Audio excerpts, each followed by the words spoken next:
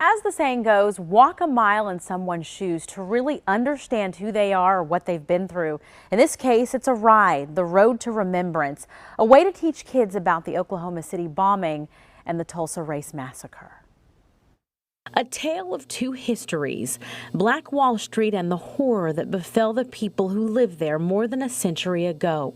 Violence taking everything the community worked so hard for.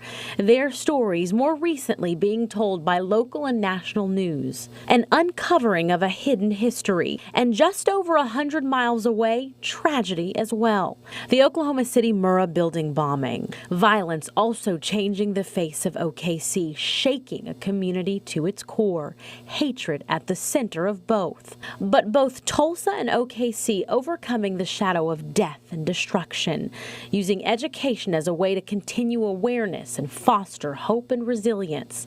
Museums heavy on artifacts, interviews, and storytelling from victims, their families, and law enforcement.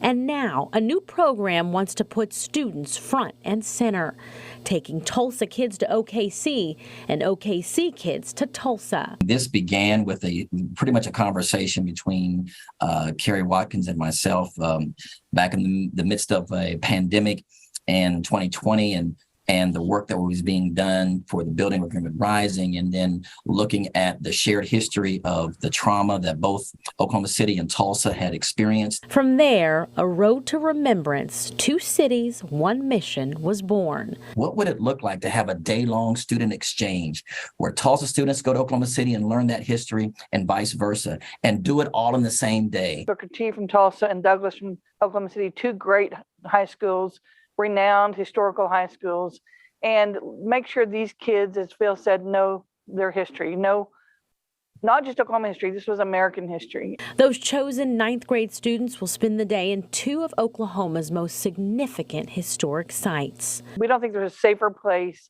than to learn this museum, to learn this story than in a museum. And we think museums provide a safe environment for kids to come together, learn the history. The vehicles and funding to get them there, a powerful partnership between both the museums and the Arvest Foundation. We had the easy part to do over here on our side.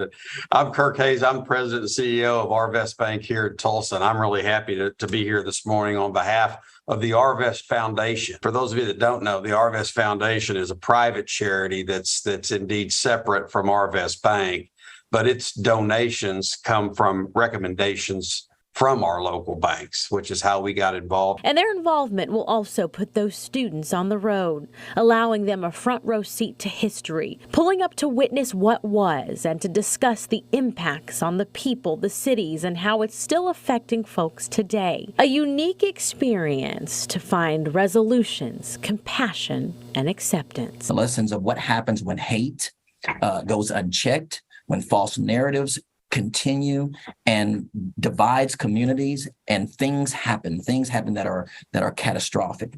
And what can we learn? Are we going to learn from history, or are we going to just continue down the road and repeat history? And so we want to be a part of the change. And those students will visit by bus to both Greenwood Rising and the Oklahoma City National Memorial and Museum sometime this month.